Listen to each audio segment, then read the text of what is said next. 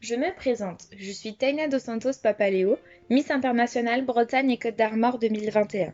Je suis âgée de 18 ans et j'étudie en tourisme dans la ville de Rennes. Née au Brésil et d'un papa italien, je suis dotée d'une multiculturalité dont je suis très fière. Cela a développé chez moi l'amour du voyage.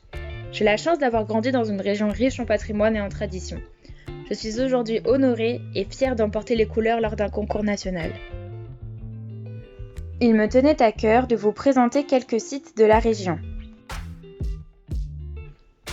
Celui-ci est la Cité des Télécoms.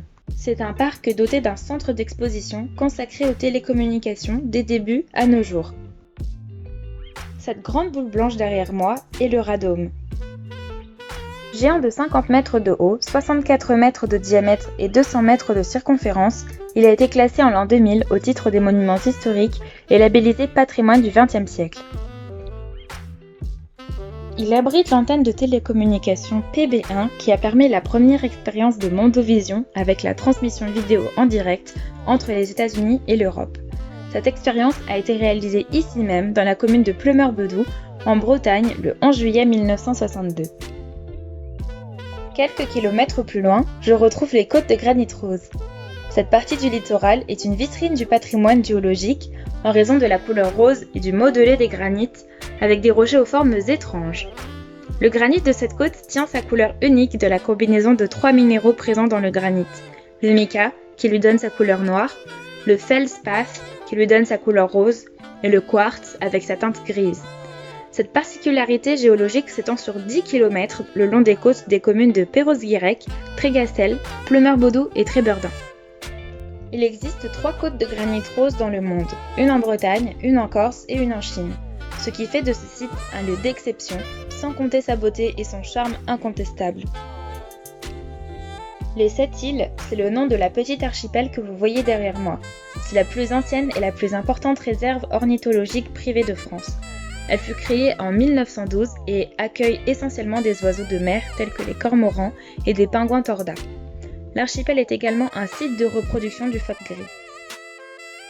Contrairement à ce que pourrait laisser penser son nom, l'archipel ne compte pas 7 îles mais 5 principales ainsi qu'une multitude de rochers et un îlot. Je ne pourrais pas vous parler de la Bretagne sans faire honneur à son activité agricole. L'agriculture est arrivée en Bretagne au 5e millénaire avant Jésus-Christ, apportée par des migrants venus du sud et de l'est de l'Europe. Ici, la majorité des surfaces agricoles sont dédiées à la production végétale.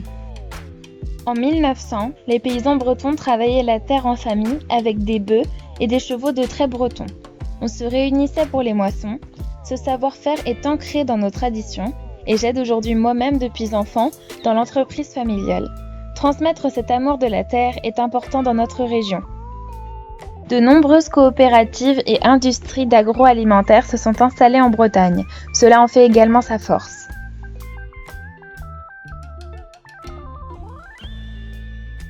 Vous l'aurez constaté de vous-même, ô combien le patrimoine et les traditions bretonnes sont précieuses. Ces paysages sont divers et remarquables et ils ne sont pas moins fragiles. Il est donc important de les préserver. De ce fait, les générations à venir seront elles aussi témoins de la splendeur de ma région.